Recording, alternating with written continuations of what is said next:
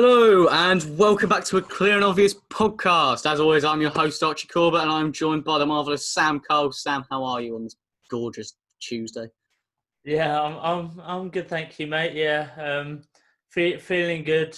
Yeah, how are you? Yeah, I'm good, mate, but I'm even better knowing we've got a full English. A full English is back.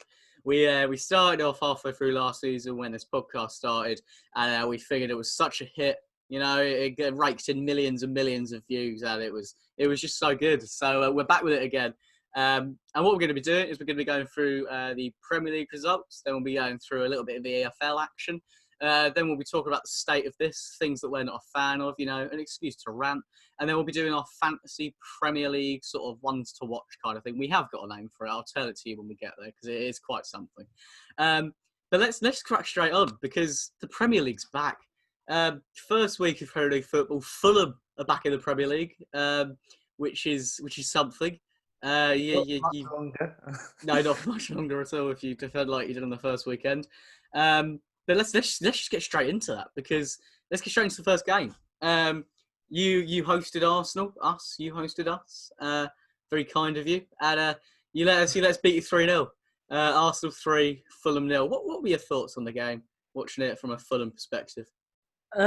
Yeah, I thought we started quite positively. You know, we actually dominated you for like the first like 20 minutes of the game. I thought we looked good in possession. We didn't really create much, but like on the ball showed positive signs. Then Tim Ream happened. You get one chance. Tim Ream just messes it up. I thought Rodek did brilliantly to make the original save from, I think it was Willian, and then Lacazette just poked home. And then from there, Arsenal just gained a lot of confidence. Yeah, and then Fulham just unfortunately just couldn't react. Gabriel and then scoring a header from a corner. And then Aubameyang finishing beautifully into the top corner after a brilliant team move. Yeah, well, our defence caused me a slight heart attack right at the start when Gabriel just sort of left it for Leno and was it who was it that came through? Was it Kamara? Kamara. Yeah, Kamara came through and he nearly got it around Leno, and I thought if we go 1-0 down 15 seconds into this Premier League season, I'm finished. But thankfully, yeah, Lacazette scored in the 8th minute. He sort of bumbled home. I thought Willian was outstanding. He fit into that almost number 10 role really well. He sort of filled the void that's been left by Ozil for quite a while because we haven't really had a creative midfielder going forward, and suddenly he is that. Hit a really good free kick as well that I thought was going in. Rodek didn't have it covered. But yeah, overall, it was... No, he really didn't. But it was... overall, I mean, I'm just happy you're back in the Premier League because it's just an easy 6 points, really. Like, it's not been disrespectful, but you are. Like, our record shows that we just do beat you a lot. But yeah, I do think you're going down, unfortunately. You've got Leeds coming up. How do you feel about that? Yeah, we'll lose, but we might not. I don't know. Fulham are... I don't really know what to make of us. Midfield is amazing. We've got loads of depth. We've got brilliant players in midfield. We probably lack a creative midfielder because Kenny's a bit like... I don't know. He's not... He's a bit slow, so I don't think he could really play at like a cam position. He's more like deep line playmaker. And he got a lot of unnecessary stick from the weekend, despite the fact I thought he was actually quite good. But midfield is great, but then we need desperately a centre-back and desperately another winger. Otherwise, we are in trouble. Yeah, well, let's move on from the Fulham Arsenal game because it was a brilliant game, but unfortunately there were other games we've got to talk about because I would happily talk about that for the whole podcast. Let's move on to Palace. They got their season off to a winning start under Hodgson. Very, very good start for them. 1-0 win against Southampton at home. It will please Hodgson because they finished their last season without a win in 7, which is pretty impressive. And it was a Zaha goal. He turned up, which was good. Andros Townsend sort of set him on the counter-attack. Actually, a very good ball from Townsend on his weaker foot. Chipped it to the back stick. Zaha came in and volleyed it. And then, yeah, they saw out the win pretty expertly. There was a goal disallowed for them as well. There was a red card rescinded on Carl Walker-Peters. But yeah, overall, Palace getting off to a good start. I don't know. I tipped them to come fairly low in the table. Maybe it's the first game of the season, so we can't take an awful lot from it. You got to take everything with a pinch of salt. But overall, I thought they looked fairly solid. Gator made a couple of outstanding saves. And yeah, overall, I think they look pretty good against the Southampton side, who a lot of people have got a lot of hope about this season. Who they didn't create an awful lot, to be honest. What do you think?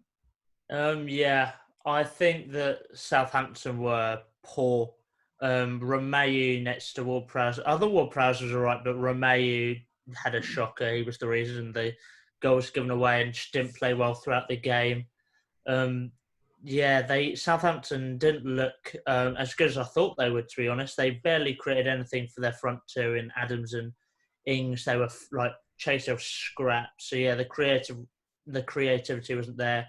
Defensively, they weren't great either. But full credit to Palace. I thought they looked very well structured. Well, they will in a Hodgson team. But Zaha looked. He looks all right. He got his goal, of course. He should have had another. I thought he was mixed throughout the games. He had spells where he was just amazing. Then he also had spells where he just wasn't as good. Like he just run the ball off the pitch. But with Eze came on and made a difference. So with Eze coming into the team and Batshuayi coming into the team, added some very much needed goals up front. It could be a more positive season for Palace than many predicted. Yeah, many, including us. Because bringing in Batshuayi, and if Eze is actually as good as he said, I mean, we said this in our Premier League predictions that if he does come in and does very well, then they'll be all right. But if he doesn't, then they might struggle. But yeah, overall, good start for Palace, getting their season off to a winning start. Very impressive. Let's move on to the champions. Liverpool, they beat Leeds United 4-3, which was a thrilling contest. It was a bit all over the place, this game. Salah was the star of the show, if I'm honest. Start the season off in perfect fashion, a hat-trick. I mean, 2 were penalties, but the one goal that he did score for open play was unbelievable. Leeds looked shaky defensively. I'm sorry to say it, but I do love Robin Koch, but he had an absolute stinker of a debut. He really did. It's a shame, really. But Bielsa's his team put forward quite a spirited effort. I like their fight that they showed. Patrick Bamford's clearly a 20-goal a season man in the Premier League. And yeah, it's a shame that they had to bring on their record signing off the bench. Otherwise, they'd have probably drawn the game 3-3. But Rodrigo gave away that penalty in the last minute. I did feel fairly sorry for him, to be honest. You could just see he just didn't want to be there. But yeah, it was a stupid challenge, to be honest. But yeah, Liverpool winning 4-3. There was the most bizarre moment of the game, and I don't know if he knew this at the time, right? And it's a slightly obscure part of the game, was when the ball went through and Trent just headed it into his own goal. And he must have known that the guy running through there was offside. But if he didn't, right, it's a brilliant finish. Just obviously into the wrong goal. But honestly, that moment for me, it was one of the most bizarre moments I've seen. Because he didn't look like he made an attempt to head it away. He just headed it straight to the bottom corner. No idea, mate. Yeah, Alisson was off form. So was Van Dijk. He had a very poor game. So did Trent. But they ground out a win. And that's what the champions do. So yeah, 4-3 wins Liverpool. Leeds look pretty good. What did you make of it? It was a game of 2 very poor defenses. In all honesty, I thought Salah looked very bright. Getting a hat trick with his 2 penalties, and what a rocket that was into the top left, top right corner. That was a ridiculous finish, but. Yeah, there are definitely positives to take out of the game for Leeds. They looked decent going forward. They looked good on the ball. There were periods of the game where they dominated. Like, of course, they were fortunate with the goal, with the first one being just bad defending and bad keeping. The second one being bad defending and bad keeping again. And the third one being moderately bad keeping. I think Alisson had an absolutely shocking game. It's quite harsh to blame the third one on Alisson. He wasn't to blame, but I think he could have done better, personally. Which is quite harsh. But Liverpool were poor. I thought Keita, though, was a bright spark in midfield. They're the other 2 midfielders, Henderson and who was the other one who played? Yeah, would it be Wijnaldum they started? Yeah. Because Fabinho came on, didn't they? Yeah, So. Wijnaldum the other one. I thought they didn't really get into the game. Firmino missed chances. Of course he did. But Surprise, yeah, it was surprise. yeah, bit of shocker. But yeah, it was a great game for the neutral, which was summed up by 2 terrible defences and lots of good goals.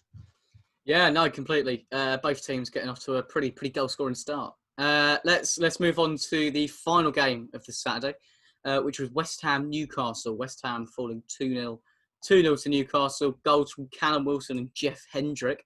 Jeff Hendrick, right? We were joking about him being messy, but he started off the season with a goal and an assist. And yeah, he played brilliantly. Overall, Newcastle deserve this win. To be honest, they West Ham weren't. This could sound bizarre. West Ham weren't terrible at the back. They weren't terrible there at all. Ogbonna had an okay game. Fredericks had a decent game. Their whole back four had a decent game. Their issue lied in their creativity in the final third because they had more of the ball. They had more shots. They had more going forwards, but they just couldn't unlock them. And that could be their downfall, where we're all looking at their shocking defence. Actually, going forward, they lacked a lot of creativity, I thought. And no, a 2-0 win was probably deserved for Newcastle, to be honest. They played very well. Hendrick, as I said, was brilliant. Wilson has provided something that Joe Linton couldn't, which was a bit of pace up top. Obviously, that's not the sort of player that Joe Linton is, but Wilson had that proper, he had the run on Ogbonna pretty much all game, but he defended him fairly well, obviously, aside from the goal. But yeah, no, overall, yeah, their main issue was their creativity in the final third, unfortunately. But yeah, it could prove costly if that's going to be the case going forwards for them. But yeah, Newcastle getting off to a winning start. Interesting to see where they go from here. What were your thoughts on this game? Yeah, I thought, as you said, West Ham did lack creativity, but then were also unlucky in the fact they hit the bar twice. That is quite unfortunate. But yeah, they didn't really create huge chances. Newcastle were decent. They looked very bright on the break. They looked very good. Forward, as you said, Hendrick goal and assist. He's actually decent. I know I don't know. He's decent. Every time I watch him live, he scores.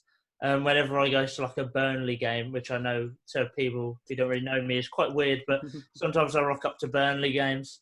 But yeah, he's decent. He played very well. Wilson getting that goal, flinging his leg at the ball in the box. It's, I quite like to see Andy Carroll starting up front. I mean, what a man! He needs to get a goal, though. He really does. He joined the club last January, I think it was, and he still hasn't got a goal. 28 games without a goal. He's gone now. Yeah, but he's got plenty of assists. He's a creative player. He scored a world in pre-season as well, so it's coming. It's coming. It definitely is. He's going to score another bicycle kick at the edge of the box like he did for West Ham. It's going to happen. But no, lots of more positives for Newcastle than West Ham, though worrying definitely for West Ham in terms of creativity. Yeah, let's move on to the games on the Sunday. Newly promoted West Bromwich Albion hosted Leicester, and they lost 3-0. Not a brilliant start to your Premier League campaign. I don't know how newly promoted teams losing 3-0 seems to be a bit of a theme here. But yeah, no, Leicester won 3-0, 2 Jamie Vardy penalties and a Timothy Castagna goal. So they won that game. And first of all, can we just talk about our Leicester kit? Because it is absolutely rank. It's like maroon. Have you seen it? Yeah. It's that burgundy maroon. It's honestly disgusting. I'm really not a fan of it. But yeah, no, Castagna headed home a goal in his debut, which was brilliant. And then Leicester were awarded 2 penalties. The first penalty came from Vardy was pushed by Kyle Bartley. He's just not Premier League standard, is he, Kyle Bartley? But let's move on. And then Justin was hacked down by O'Shea for Vardy to make a double his tally, which helped my fantasy team. They secured what was actually a fairly simple 3-0 win at the end of the day. I thought Dennis Pratt played very well. I think this could be a bit of a breakout season for him after moving. Was it in January he moved, or was it in summer last year? Summer, yeah. But I think he can kick on this year. But yeah, overall, Leicester getting a perfect start to the season. West Brom, not ideal. Not ideal start for Slaven Bilic's men. It's only going to get trickier for them. But yeah, what were your thoughts on that game as a whole? Yeah, West Brom just dominated Leicester just dominated West Brom. Yeah, West Brom definitely didn't dominate. Barnes had the West Brom defence on strings, and to be blatantly obvious, not blatantly obvious. What are the words I'm using? To be I don't even know. Completely honest. To be completely honest, Okay. You're welcome. I think West Brom looked completely out of their depth defensively, and going forward, I think Pereira was a good player, but he wasn't on form. And when you're bringing on Hal Robson-Kanu in search of a goal, it's kind of getting bleak for you. That's the reason I predicted West Brom last. But Leicester played well. They deserved a goal. Right, I thought the goal wasn't coming. It took a while to get their goal, but when they did, their goals started flowing. So they deserved goals in the first half. The Timothy Castagna goal, I thought he had a good game. That was worked on the Atalanta training ground. That is a typical Atalanta goal for the wing back, stood up cross and header back post. Pratt, as you said, played well. I was raving about him when they signed him last season to my dad. And hopefully he can show more than he showed last season, because despite being good, he wasn't like brilliant, really shine that much. Yeah, Vardy's a penalty merchant. He but his penalties are amazing. Both of them bottom left corner. You couldn't really put them more in the corner. I think West Brom. I know you can't take too much from the first game, but it's worrying for West Brom, more than Fulham, by the way, more than Fulham. Yeah, let's move on to the last game of that Sunday. Spurs hosted Everton, and they lost 1-0, and they looked absolutely diabolically terrible. They were shocking, honest to Christ. No, in all seriousness, Everton looked brilliant. Their midfield is unbelievable, as we're going to talk about a little bit later. Dominic Calvert-Lewin header. Their Spurs defence made Calvert-Lewin look like a prime R9. Richarlison should have scored, or at least cut it back to Dominic Calvert-Lewin fairly early doors. But 55th minute, they finally broke the deadlock. It was a Luca Digne ball in, and an emphatic header by Dominic Calvert-Lewin past Lloris, who didn't really stand a chance with the goal. But Spurs, again, they just didn't create much. And I do worry for them, because they're not really bringing anyone that's like... The signings they've made, they've been like good squad signing. I mean, Doherty had a terrible game. He was just getting torn to shreds the entire match. And Højbjerg was decent. But I mean, I don't know. Those two signings are good signings, but they're not signings that are going to propel them further up the table, if you know what I mean. I think they're good squad signings, but they're not something that, you're not going to get excited because, oh, look, Matt Doherty's playing. I'm not to be disrespectful to Matt Doherty, I'm sure he's a lovely guy. He's an Arsenal fan. But, I'm not massively excited about Spurs. And I'm not really that worried about Spurs, to be honest, as an Arsenal fan this year. This will come back and bite me. But I'm not, if I'm perfectly honest, because they weren't brilliant. But Everton, on the other hand, were great. They went closest to scoring the whole game, to be honest. It could have been 2 or 3, to be honest with you. James Rodriguez was unbelievable, as we're going to talk about a little bit later. But, overall, 1-0 win to Everton should have been 2 or 3. Spurs, big issues. Yeah, Spurs were terrible. I mean, there's not a kind of way to put it, really. A lot of criticism, for Doherty and Højbjerg for their debuts. But you just got to remember, right, Doherty is playing right back for the first time in years, bear in mind being deployed as a right wing back for for the last 4 years, probably at Wolves. So a lot of the time he was... they would run and he'd expect like a right centre-back to be there, but they weren't there because they're not playing 3 at the back. So I think Doherty needs time to adapt to the system. Similar with Højbjerg, you've been used to playing in a midfield 2, now being played as a deeper of a midfield 3. But he at least, from a Spurs point of view, he looked like was the only player who wanted to put a tackle in. Literally, he was probably the most committed. I saw Mourinho criticising their press. Their press wasn't great, to be fair. But they do lack a bit of creativity, which they get through Lo Celso. The problem is they bought Lo Celso, who is injury prone. So recruitment question marks there, and they might need to sign a backup. But take nothing away from Everton. Everton played very well. I think they were all brilliant. Like, they're all great, but the 4 players I want to highlight were Mina, I thought was brilliant in the back. Pickford was great in goal, which is brilliant to see. Yeah. Finally. James Rodriguez just looks a class above. And Allen was brilliant in midfield. I thought those 4 players were a class above the rest. And also Digne, what a delivery, flipping it. But yeah, Everton were decent, looked very good. They'll get more goals when Richarlison starts sweating open goals instead of shooting from a ridiculous tight angle. But no, Everton look very good, and Spurs have a lot to work on. Those Spurs fans are overreacting. Massively, yeah. They really are overreacting. I'm sure they've got Southampton next time out. I'm sure they'll recover. But let's move on to the Monday games. Sheffield United, they hosted Wolves, and they lost 2-0. Wolves beat them 2-0. They scored both their goals in 6 minutes and saw out the rest of the game. After a poor start to their last campaign, which Wolves notoriously had, this season they've started off fast. And, plenty of positives for Nuno to build on. Vitinha looked pretty good when he came on. I quite like the look of him. He looked pretty bright.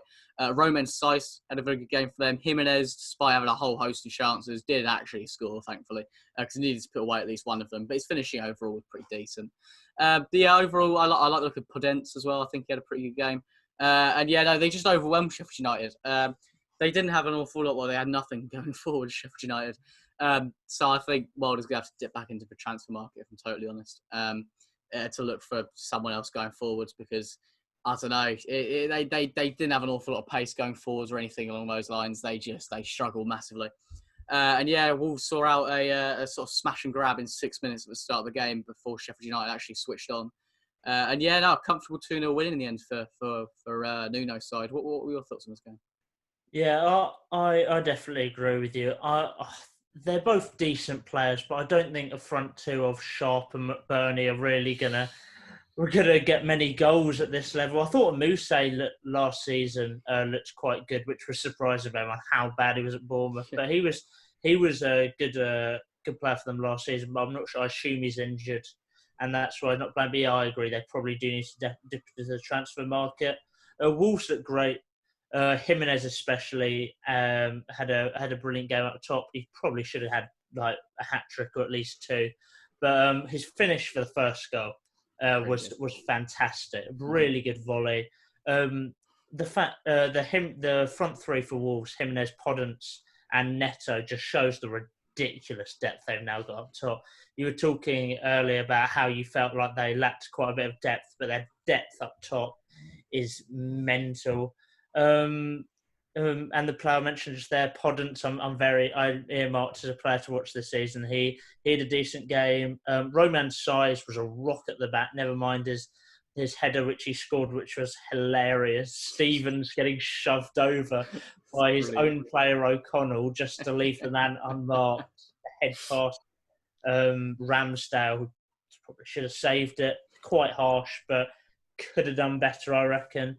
Wolves were decent. Sheffield United grew into the game. I think they got better as the game went on, but at the end of the day, they did lack that finish. But a solid result for Wolves, and definitely a platform to build on. Certainly. Let's move on to the last game of this opening Premier League weekend.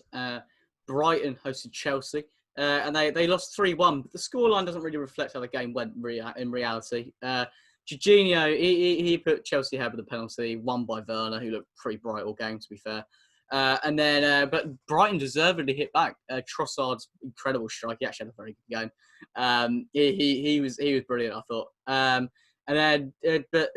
Reece James responded with a brilliant strike. Man of the match, Reece James, very good. About a minute and a half later. And then Zuma killed off the contest with about sort of 25 minutes remaining in the game. And, Chelsea won. Havertz was poor, but he was being played massively out of position. He was picking up the ball in all sorts of ridiculous areas, which he just shouldn't have been. I started Ruben Loftus-Cheek in a front 3 behind Werner, it just shows you the creativity they've got when they've got Ziyech injured now and they've lost out on Willian. But take nothing away from Brighton, to be honest, the scoreline didn't reflect well on them at all. Lamptey, as I'm sure we'll talk about a lot, was unbelievable. I mean, he was brilliant. Basuma, as he was saying, was unbelievable. He dominated the midfield. I thought I was a little bit disappointed in Lewis Dunk, if I'm honest. I don't think he had a brilliant game. But yeah, overall, because Werner just ran rings around him, to be honest. But no, Brighton played fairly well. They probably deserved something from the game. But I mean, the quality that Chelsea had just saw them through to a 3-1 win. But on paper, it looks like Chelsea dominated them. But in reality, that could be much further from the truth. Yeah, you're right. Brighton deserved so much more from that game. I mean, you're looking at Chelsea's goals. I mean, what was it? It was a penalty, which was just Alzate. He was decent but sloppy to lose the ball. Then Ryan kind of had to give the foul away, or it's a goal anyway. Then it was a rocket from Reece James, which was the only good thing he did all game. And and just a really jammy deflected goal from Zuma. I mean, they had a lower expected goals than Brighton, who only got one goal. But their goals goal in the mud, mate, in the mud. Yeah, I know. It's the metric is wrong. Way off, miles off. Miles. But yeah, Trossard banging that goal, which Kepa should have saved. Mendy cannot come soon enough for Chelsea. Oh my gosh! But yeah, to reflect what you said, Lamptey and Basuma were both fantastic. Basuma in the first half especially just ran the midfield. He had Kante and Jorginho on strings, spraying the ball around everywhere. In midfield, I don't think he's had as much of an influence on the midfield, but he was better defensively, winning tackles and still playing well. Lamptey was just a monster going forward and in defence. He was just everywhere. He's like Kante at right wing back. Like it was ridiculous how good he was. Dunk, I think I don't think he was that bad. I don't think he had his best game. Admittedly, did miss a sitter, and I don't think he had like defensively his best game. But in defence, I think Ben White had a good game, first game in the Premier League, and he actually played very well. So I think there were lots of positives to Brighton. I thought they deserved so much more. They outplayed Chelsea a lot of the game. But at the end of the day, it's a good trait to grind out a 3-1 win despite playing terribly. And Chelsea have a lot of new signings in. But yeah, positives to Brighton in the fact that they played well, and positives to Chelsea in the fact that they got 3 points. Yeah, exactly. And they move on to Liverpool next week, Chelsea. So that'll be interesting to see how they get on there. They'll be shown up there with Lampard's tactical naivety, or they'll kick on. So I guess we'll see. But yeah, overall, first weekend of the Premier League season could have got better for Arsenal. Top of the league, sitting pretty, having a great time. Let's move on to a new section we've got in the full English. We've shaken things up a little bit. This is EFL Watch. And what we're going to do, Championship, League One, League Two. Don't worry, we haven't forgotten about you. We're going to review one game each, and we're going to preview a game each. So I'll kick us off, across those leagues. So I'll kick us off with reviewing a game. The game I was at, Northampton 2, AFC Wimbledon 2. And you're probably thinking, you like Northampton, you're picking them. But this game, it was thrilling for the first half an hour. There was 4 goals in the first half hour, and it was all over the place. It was a relegation 6-pointer, which is bizarre considering it's the first game of the season. But the only team with longer odds than Northampton and Wimbledon to go down are Rochdale. So this is a real relegation 6-pointer. And Northampton managed to concede 25 seconds into their League One campaign, which was pretty impressive work, even for the mighty Cobblers. It was Ethan Chislett, new signing, had a very good game for Wimbledon, kicked things off for them. But Northampton responded with a Matty Warburton free kick. It was a gorgeous free kick, to be honest. And they'd worked on it on the training ground because the analyst for Northampton knew that Wimbledon's wall never jumped. So he was like, just stick it over their wall. And, there you go, a bit of insight. So, yeah, it 1-1, 20 minutes in. I'm sat there thinking, blimey, this is a lot. I love League One. We conceded 4 minutes later. Nesta Guinness-Walker, he was playing right wing-back for them. Again, we just opened up defensively. It was like the Red Sea. We just completely parted. Kean Bulger at the back had probably his worst game in a Cobbler's shirt. Luka Rakic wasn't brilliant, and neither was Fraser Horsford. That back three, they just had a pretty shocking first half an hour. But then, just under 10 minutes later, new signing Ricky Corbett came in and hit an absolute beauty of a finish. And that was sort of it, really, for the rest of the game. But that first half an hour was very fun. 1-1 opening game of the season. Neither team can have too many complaints. I mean, they'd both like to have won it, but losing that first game would have been pretty disastrous early doors. But yeah, it'd be interesting to see how they both go about trying to stay up. If I'm perfectly honest, I think they'll both go down. But I mean, I guess we'll see. But yeah, overall, Northampton get a point against Wimbledon, and yeah, no, very very entertaining game. What game would you like to review from the EFL this weekend? Yeah, so I'm dropping down to League Two, and I'm going to talk about Southend United against Harrogate Town. And from the offset, I know what you're thinking, sounds boring, who cares? But Harrogate Town, this was their first ever game in the EFL. They'd never been above the conference Vanarama National, which they weren't. They went up via the playoffs. They beat Notts County in the final, which they were not favourites to do by any stretch of the imagination. But they beat Southend 4-0 on the first day of the season, which is mental. Simon Weaver, in charge of Harrogate Town, now becomes the longest serving manager in the EFL, with being in charge for 11 years, and he's transformed their side from a very lower down non-league side to now playing in League Two, which is mental. Jack Muldoon played very well, got 2 goals. For the first goal, brought the ball down, poked home. Lloyd Kelly doubled the lead with a Lloyd Kerry, doubled the lead with a great effort from outside the box, which flew into the top corner. Aaron Martin then made it 3, a chest down and a volley past the keeper. For Jack Muldoon, made it 4, which was just the most confusing defensive thing ever, to be quite honest. So the centre-back got the ball in the box, and he thought that the strikers couldn't come into the box, which I thought as well. And then the Harrogate player tackled him, passed it to Muldoon, who just curled it in. Everyone's really confused. I'm not 100% sure if it should have been allowed. I'm very confused about it myself. But it doesn't matter, because Harrogate Town win the match 4-0 on their first ever game in the EFL for them. But in terms of Southend, they are in crisis, often on the pitch. I think they'll come bottom of League Two by some way. They've got new manager Mark Molesley, who came in from Weymouth. I mean, it's quite an interesting appointment. Not really, not got any experience in the EFL. All their experienced players left after last season. It's quite a young team, and the experienced players they have left are pretty bad, to be honest. So I think Southend are in trouble. Just the board, the players, just everything. So see them lose 4-0 to a newly promoted side is definitely a huge worry for them. And but take nothing away from Harrogate, they were brilliant. But yeah, that's the game I want to highlight. What's a game for Harrogate? What a day for the town.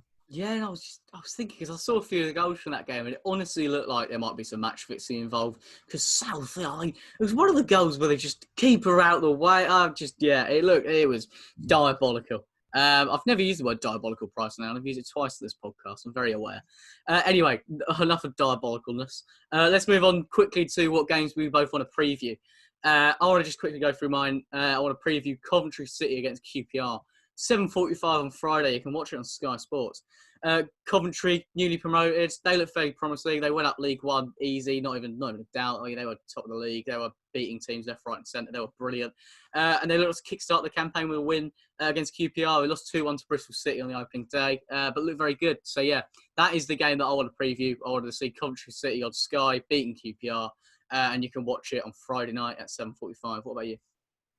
I want to preview Oxford United versus Sunderland in League One. Both of these teams have been tipped very highly by the bookies for promotion. Sunderland's are number one, are the favourites for promotion, which I don't really agree with. I think that's just because of the size of their club that's been given to them. But Oxford are fifth favourites for promotion. So two teams that are tipped for at least playoffs. But yeah, neither side have had really brilliant starts to the season. Oxford lost 2-0 to Lincoln on the opening day, which isn't really a result of a promotion rival. And Sunderland drew 1-1 to Bristol Rovers.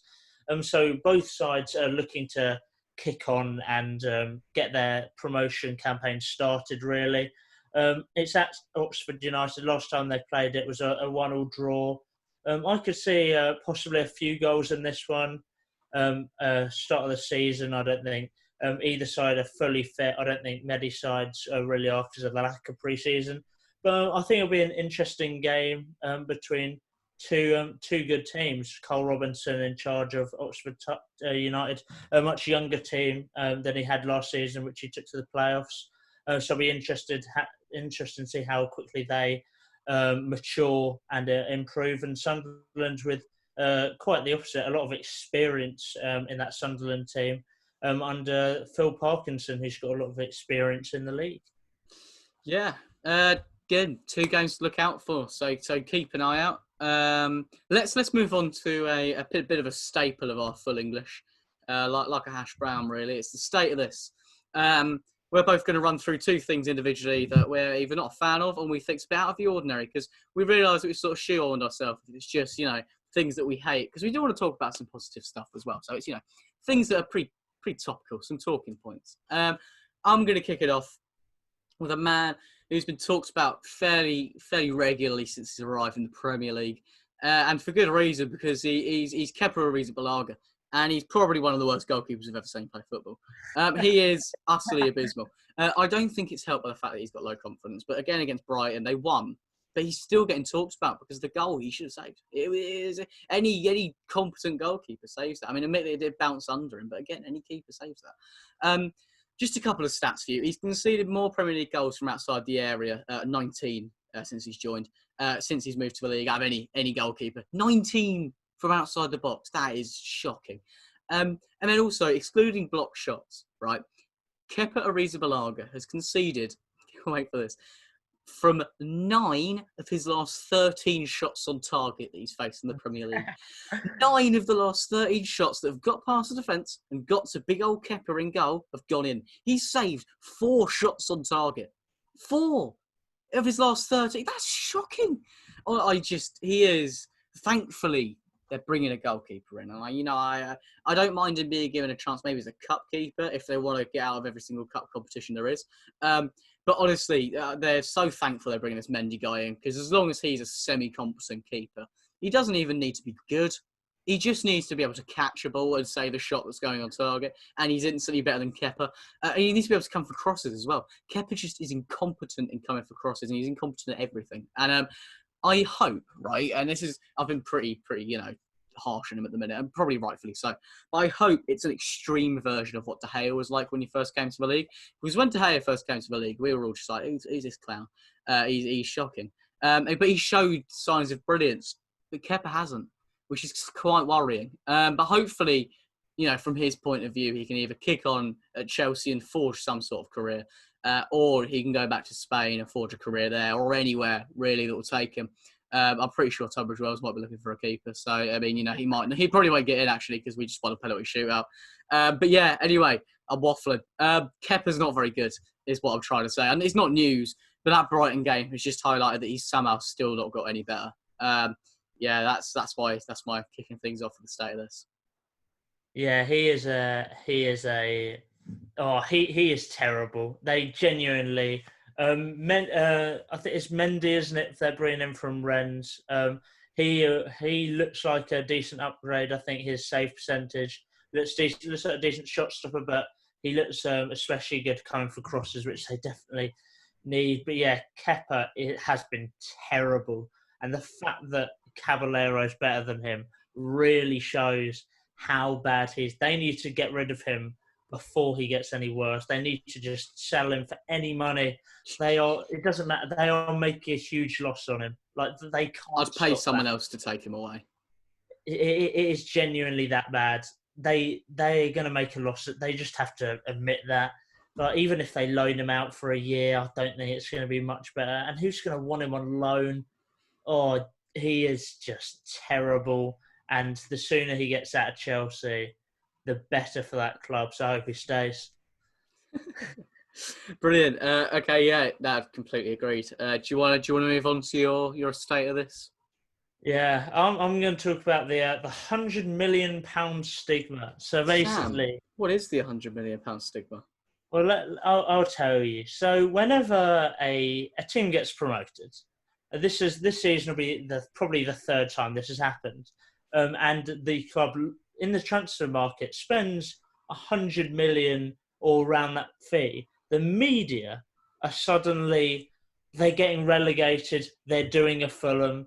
Like genuinely, even if they'd have bought in Messi, Ronaldo, and like the best team in the world, they'll be like, oh, but they've spent over 100 million, which means automatically they're going to get relegated and going to do a Fulham.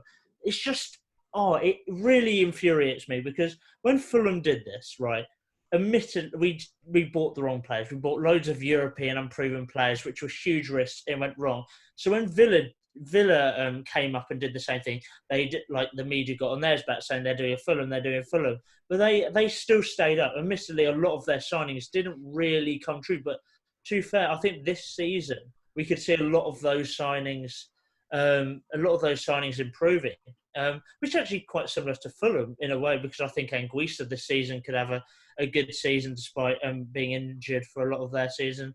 I think Brian looks a lot better. It's just a few years too late. But this season, it's Leeds. So far they've spent 61 million on Helder Costa, Rodrigo, Robin Koch, Ilan Meslier, and they got Harrison on loan. So they've spent about 61 million so far, which isn't 100. But then you look at their potential signings. They look at Conor Gallagher on loan, Draxler. I don't know how much that would be. Josko Garvidal apparently is nearly done. That's 20 million. And Rodrigo de Paul, that's 31 million. So that's going to take it over 100 million. And I look at these signings. I think Helder Costa, right? He was in their team last season. He knows the team. He's decent signing. Meslier as well was in their team last season. Very promising goalkeeper.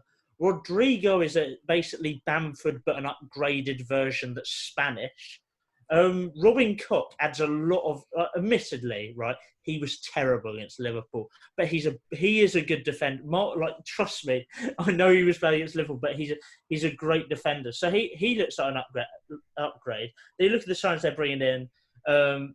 Rodrigo de Paul looks like a long-term upgrade on Hernandez, who's now declining, and Gavardiol is another centre-back option.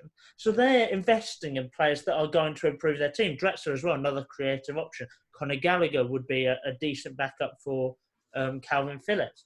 They're bringing in players that they actually need and that are sensible signings. But the media have gone, they spent 100 million, they're going to do a Fulham. They're going to do a Fulham. And I'm not going to lie to you, Archie, I've had enough of it, all right?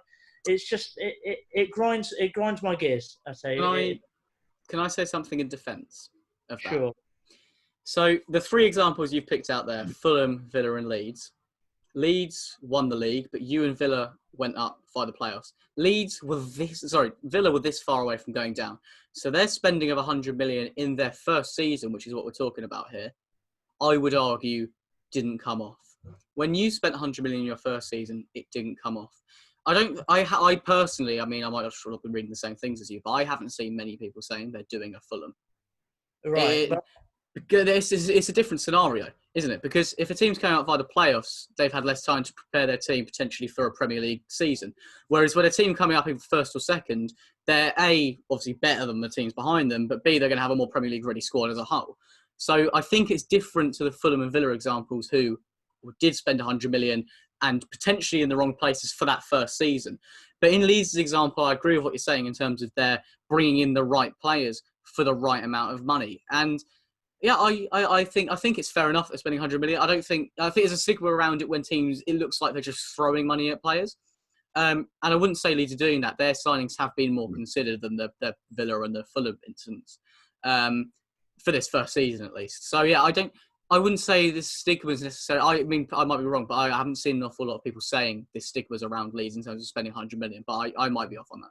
I've seen quite a few people on Twitter saying that. A few people on TalkSport talking about, but it's TalkSport, isn't it? Yeah. Talking about criticising their transfer business. But it just frustrates me. And another thing is that when it happened to Fulham, right? These were bought by director of football, not in like the manager didn't get a say over these signings. And Jokanovic, I reckon, if given just give him time, because they've brought in loads of new players that need to give him time. Dean Smith brought in these players, and I thought the players were decent signings, but I don't think he was the right manager in charge, because I'm not a huge Dean Smith fan. I think he's a decent Championship. I don't think he's yet proven himself in the Premier League. But they're under flipping Marcelo Bielsa. He is an incredible manager. He is like one of the most, like, so many managers have been inspired by him and talk about him as like the pinnacle of managers. Some call him one of the greats. He might not have the silverware to back that up, but he certainly is a brilliant manager. So it's just one of the things that frustrates me, that I've seen a few people saying, a newly promoted club spends 100 million, they're doing a Fulham, or they're doing that, they're going to get relegated because they spent 100 million. And I just think that's wrong. Yeah, I was going to say, calling it the media as an umbrella term is a bit harsh when it's just Adrian Durham and a few people on Twitter. But yeah, no, I agree with what you're saying. Just quickly, my next one on the state of this, if we're all right to move on from that, is Everton's midfield. It's a bit of a segue. Completely, there's no segue from your £100 million stigma to this. But it's disgustingly good, if I'm perfectly honest. Everton shouldn't have a midfield this good, right? James Rodriguez, I'll talk about in a little bit, but Alan and Doucouré were both brilliant against Spurs. Doucouré was excellent, it must be said. And alongside Rodriguez, they're very capable of a top six finish with that midfield. If Calvert-Lewin and Richarlison could score, if the defence can shoring up somewhat, which they did against Spurs, to be fair. Yerry Mina was brilliant. Pickford, as you say, was great. They've got a very decent shout of breaking into that top six with Ancelotti at the helm. And James Rodriguez, he was just unbelievable. I mean, watching that man play, it's beautiful. It's poetry in motion. He just picks passes out of his back pocket from like 50 yards and he sprays them he's unbelievable. He's an interesting stat as well. I'm not massive on stats, but this is quite an interesting one. He's become the first Premier League debutant to create at least 5 chances since Alexis Sanchez for Arsenal in August of 2014. So there is a stat for you. You love that stat, of course you do. Love a good stat, mate. I love that stat because Sanchez was a god for us for that one season. But no, the Everton, if they can keep his midfield going, they're getting top 6. That's my second. The state of Everton's midfield, it's just unreal. And Andre Gomez is actually quite good as well. It's unfair on him, really, because he's actually a very good player as well, I think. So, yeah, Gylfi Sigurdsson, goodbye to playing football for Everton, because you're not getting him that team. Not a hope in hell, mate. What's your last one on the state of this? Yeah, I just want to add to that quickly. On, yeah, sure. I was quite disappointed when I saw their lineup. I got quite excited because I thought, they're going to play a 4-1-2-1-2 narrow. Quite disappointed to see them play a 4-3-3. I thought Hammers was a good player as a 10, but even out wide on the right wing, he was fantastic. And I hope throughout the season they might change to a 4-1-2-1-2 narrow, because they've definitely got the ingredients for it. And I just think that would be sick with Digne and Coleman marauding down the wing. But yeah, that's what I'll add to that. My final state of this is another praising one. It's England's right back depth. This has come after last night a Reece James thunderbolt and a Tariq Lamptey absolute masterclass. You're right there. No, carry on, mate. It's just nothing. It's just Arsenal changed their Twitter bio to turn your notifications on with the leg timer. Sorry, carry on. Oh my goodness, Aubameyang strings. It's happening. Anyway, sorry, carry on. I'm really sorry. Back to England's right back depth. I mean, yeah, after last night's performances from the 2 right backs, Lamptey especially, it's just mad to look at England's right backs and how good they are, and why can't it be shared with the left backs as well? So a bit more well balanced. So at right back we've got Kyle Walker, Kieran Trippier, Trent Alexander-Arnold, Aaron Wan-Bissaka, Reece James, Tariq Lamptey, James Justin, who I don't think is talked about enough, Ainsley Maitland-Niles, who has been very decent when he's played there, especially in the Community Shield, and against Fulham, to be fair. And Cole Peters could be good, maybe, if he improves a lot. But yeah, it's just ridiculous how good. I wish we could field a team of right backs. We might do well.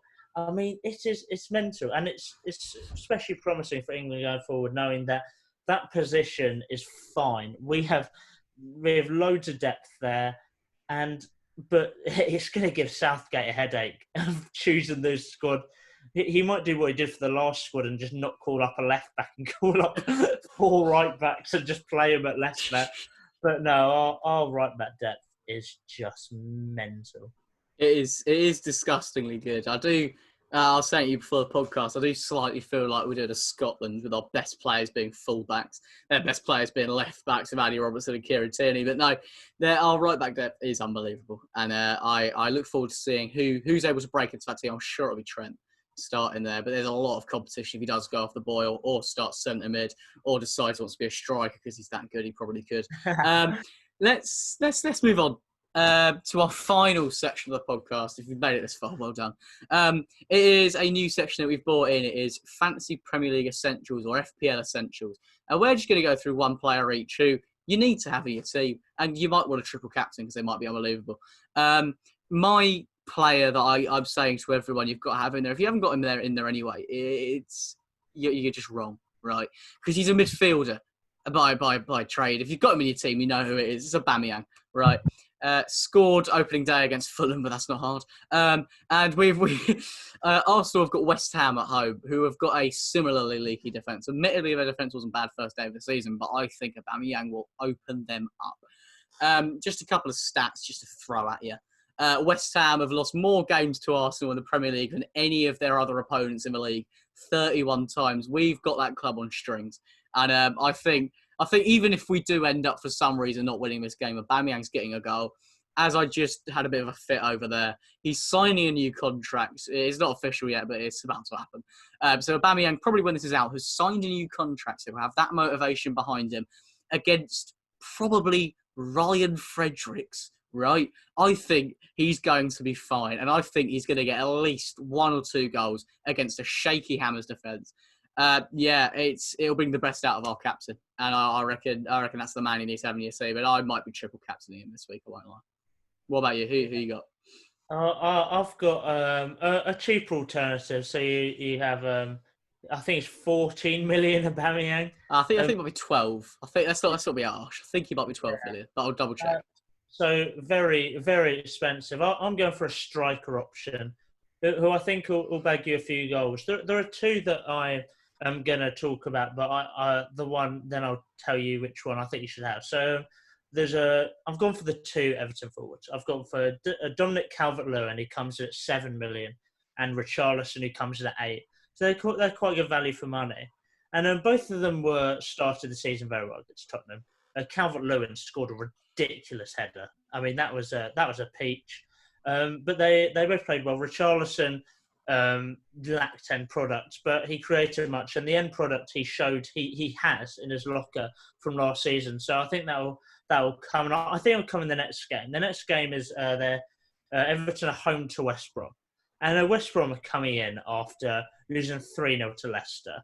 Their defence looking dodgy, with especially Kyle Bartley, who is championship. Just you say Kyle Bartley, the first thing you think is championship. So I don't think West Brom have the best defence. Of course, Bilic, decent manager, might organise them well. But I think that Everton could tear them to shreds. And Richarlison, as I said, I don't think was brilliant against Tottenham. So I think the person you should pick to be in your team is Dominic Calvert-Lewin. £7 million. He's quite cheap. It's not that expensive. And he's a great option. He looks like he's matured into a brilliant player. He was a player that I didn't think early on that he'd be I thought he'd be a 1-2 goal season striker. But he's really matured into a goal scorer. He got a lot of goals last season, and I think he'll repeat that this season. And against a dodgy West Brom defence with chances created to him by Richarlison, James Rodriguez, and just their midfield like Doucouré and Andre Gomez. I think he's going to have a lot of chances. I think he could bag a lot of goals. So I think Calvert-Lewin is the man you should have in your team for $7 million. Well, mate, I'm in the process of doing it right now. So Calvert-Lewin's going in there because you've actually convinced me. So, Calvert-Lewin in for Danny Ings. And that is the first full English. It is back. When we're back to, obviously, we're both moving a little bit of personal stuff. We're both moving up to uni over next weekend. So the setup will be different, hopefully. It might even be in the same room. We'll have to see how that goes. We'll try and bring some people in to do some podcasts. We should be having an interview coming up very soon. Scheduled to be doing it tomorrow. It's a pretty big name, so we're quite happy with it. So keep an eye out on our channels for that. Back with a full English, better than ever. And let's keep this run going of some quality podcasts. Thank you very much for listening or watching or whenever you are. We're on Apple Podcasts, we're on Spotify, we're on YouTube, we're on this other audio platform that I accidentally found us on the other day. But if you listen to that and you've listened on there, then thank you. Thank you for listening and goodbye. Thank you, guys. Bye.